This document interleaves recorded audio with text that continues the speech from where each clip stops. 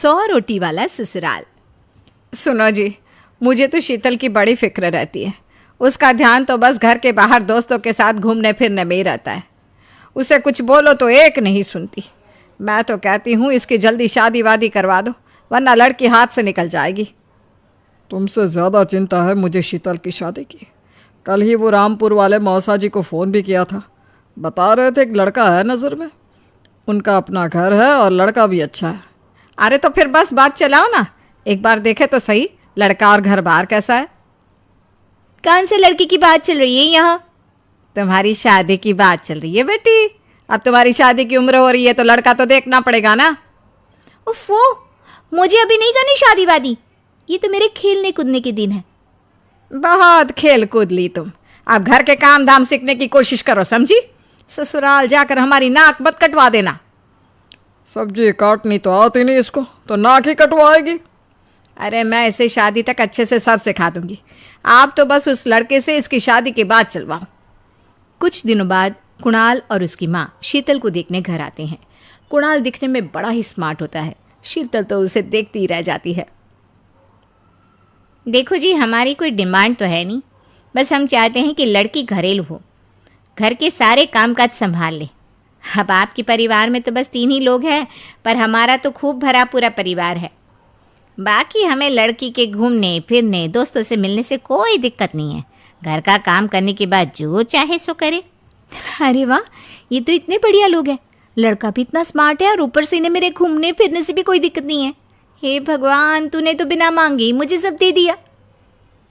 बताओ जी, और क्या चाहिए हमें? हमारी तरफ से तो रिश्ता पक्का है जी। बस फिर तो हंसी खुशी शीतल और कुणाल की शादी हो जाती है। शीतल मन ही मन बड़ी खुश होती है और उसी खुशी के साथ वो अपने ससुराल में कदम रखती है।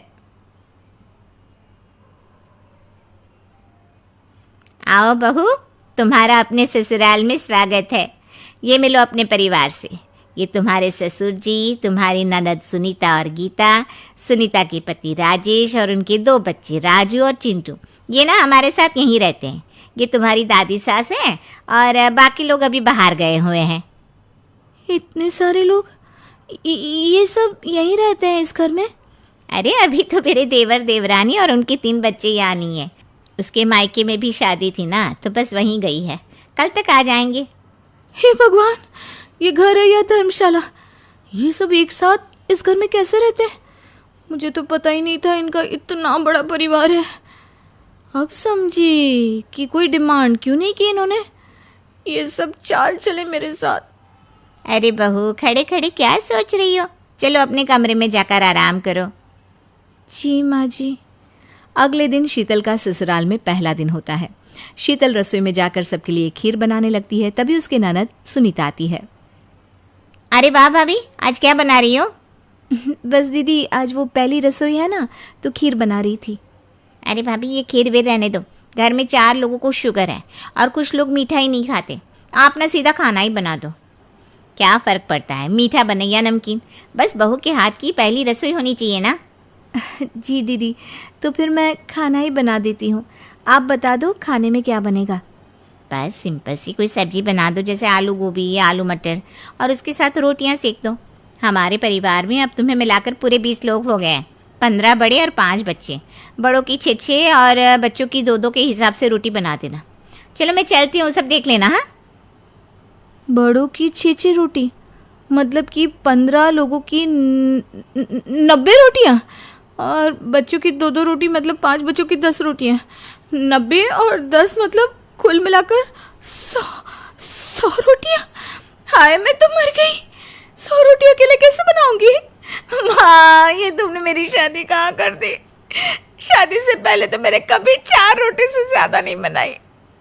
शीतल एक बड़ी सी परात में 100 लोगों के हिसाब से आटा निकालती है और उसे गूंथना शुरू करती है। आटा गूंथते गूंथते शीतल के पसीने छूट जाते हैं। उसके बाद बारी आती है रोटी बनाने की।